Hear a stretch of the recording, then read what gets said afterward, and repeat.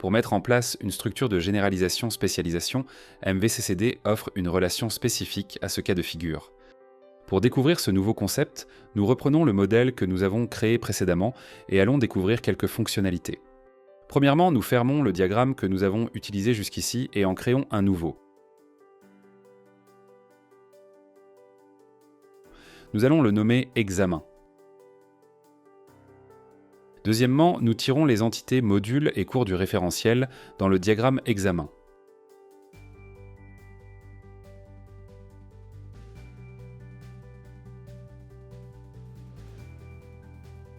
Ensuite, nous développons l'entité module dans le référentiel. Dans le nœud, extrémité de relation, nous voyons la relation avec l'entité cours. Nous la tirons aussi dans le diagramme. Nous avons désormais un nouveau diagramme qui représente simplement des éléments qui étaient présents dans le référentiel. Nous allons maintenant créer une entité examen depuis le diagrammeur.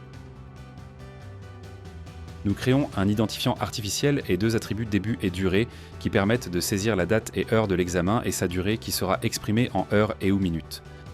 Chaque examen est obligatoirement propre à un cours, mais un cours doit pouvoir être créé sans avoir défini son examen.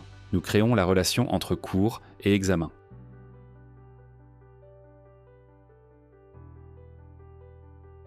Les examens sont des épreuves écrites ou des oraux.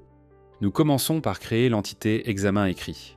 Elle n'a pas d'attribut car elle hérite de ceux de l'examen.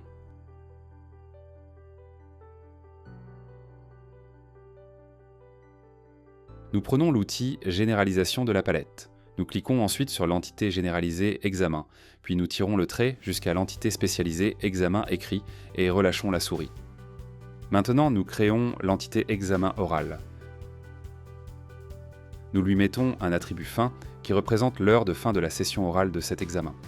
Nous reprenons à nouveau l'outil de généralisation puis nous tirons cette fois la relation de généralisation de l'entité examen à l'entité examen oral.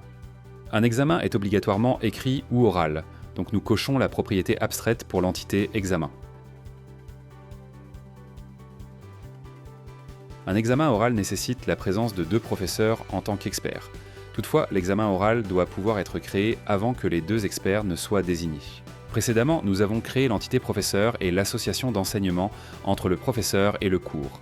Nous tirons l'entité professeur dans le diagramme et la relation d'enseignement.